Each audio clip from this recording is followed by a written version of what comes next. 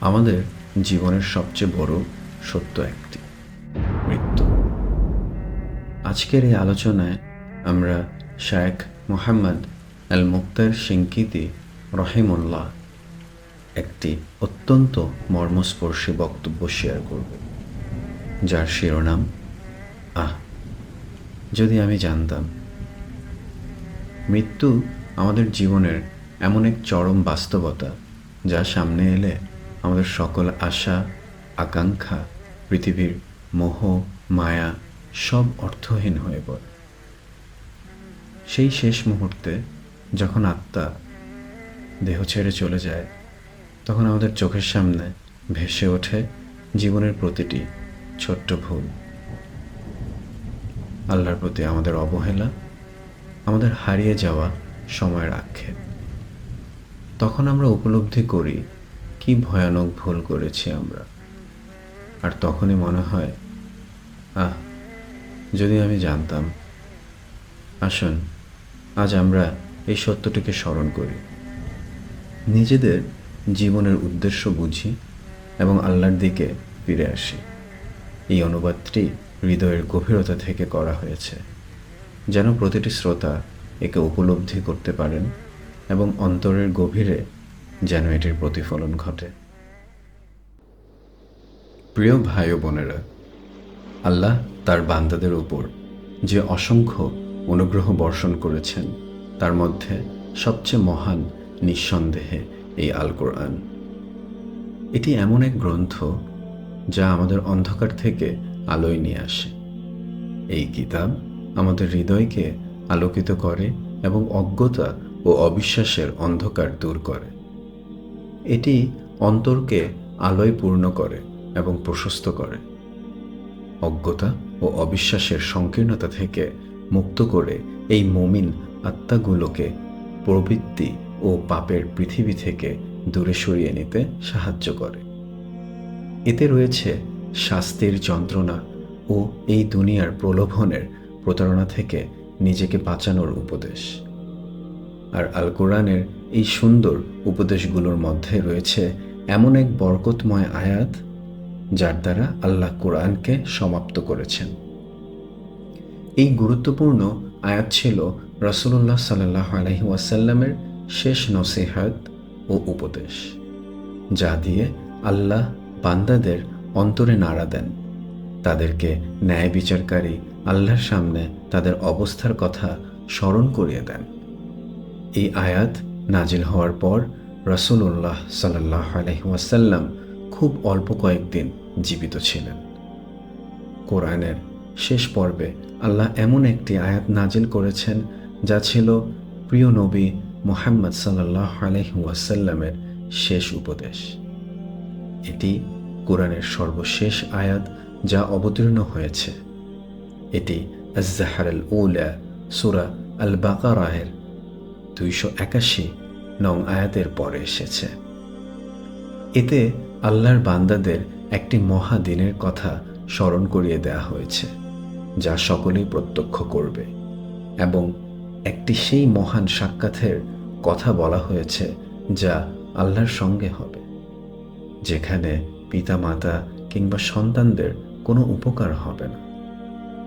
এই আয়াতে রয়েছে দুটি শক্তিশালী উপদেশ এবং দুটি মহান সাক্ষাতের সংবাদ, যা প্রত্যক্ষ করা হবে।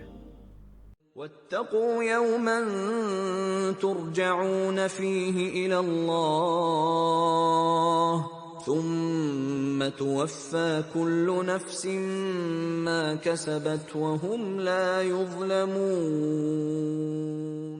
আর তোমরা সেদিনের ভয় করো যেদিন তোমাদেরকে আল্লাহর নিকট ফিরিয়ে নেওয়া হবে। অতঃপর প্রত্যেক ব্যক্তিকে সে যা উপার্জন করেছে তা পুরোপুরি দেয়া হবে, আর তাদের জুলুম করা হবে না। প্রথম সাক্ষাতের ক্ষেত্রে আমাদের সেই দিনের কথা স্মরণ করিয়ে দেওয়া হয়েছে, যা আমরা বারবার ভুলে যাই। সত্যের সেই সময় এবং স্থান, যাতে আমরা সবাই পূর্ণ বিশ্বাস রাখি।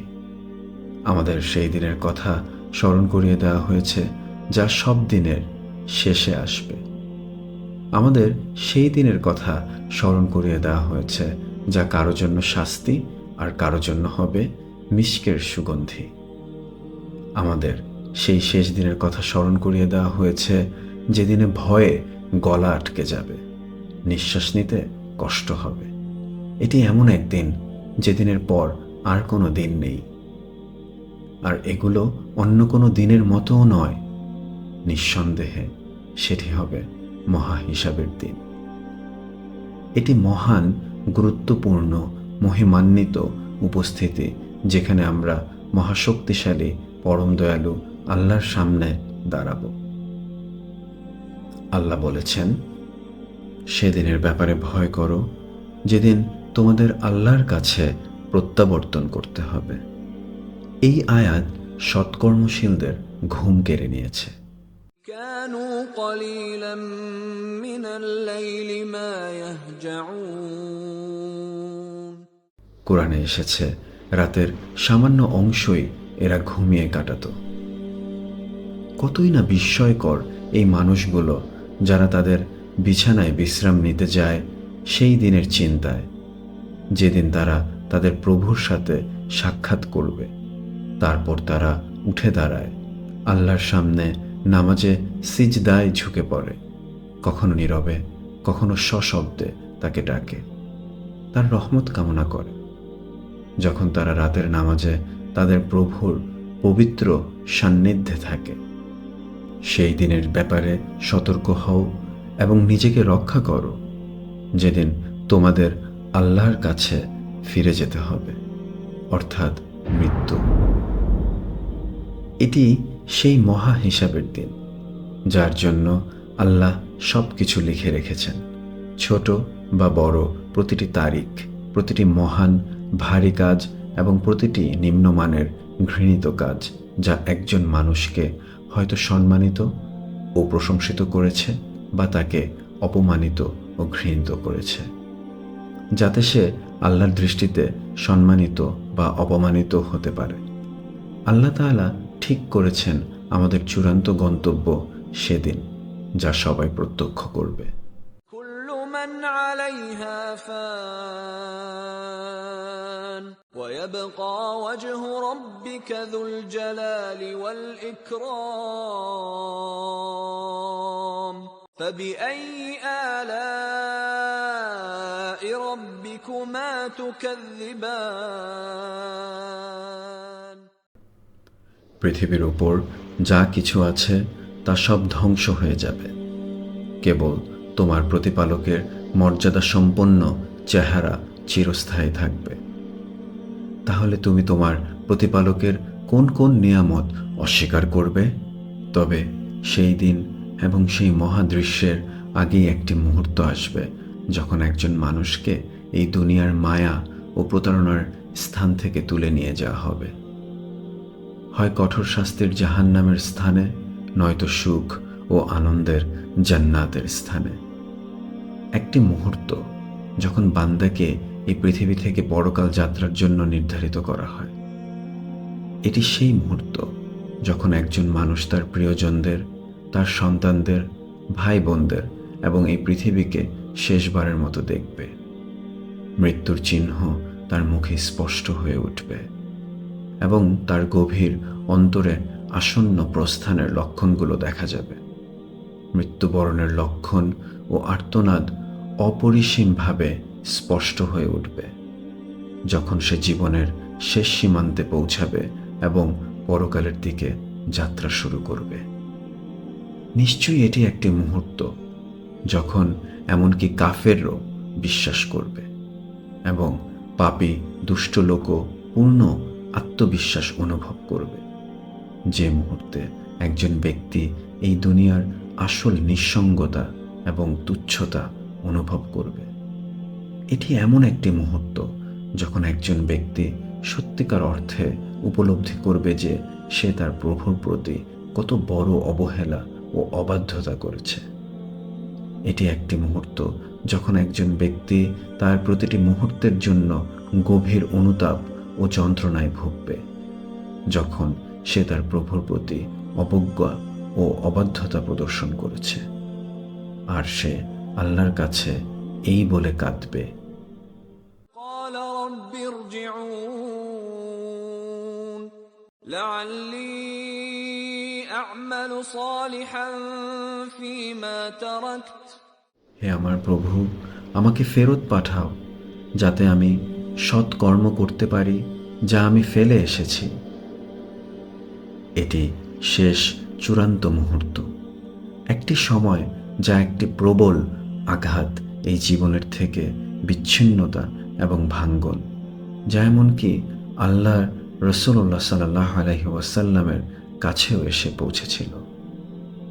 আমি যার কথা বলছি তা হল মালাকুল মউত। সুতরাং এটি এমনই এক মুহূর্ত যখন একজন বলতে পারে, আহ, যদি আমি জানতাম আমার মৃত্যুর সময় কি জান্নাতের আহ্বান হবে নাকি জাহান্নামের আহ্বান। আহ, যদি আমি জানতাম।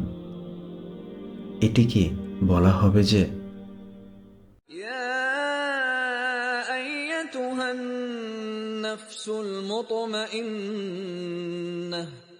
ارجعي إلى ربك راضية مرضية হে তুমি সৎ আত্মবিশ্বাসী প্রশান্ত আত্মা, তুমি ফিরে এসো তোমার রবের প্রতি, যার কাছে তুমি সন্তুষ্ট এবং তিনি তোমার প্রতি সন্তুষ্ট।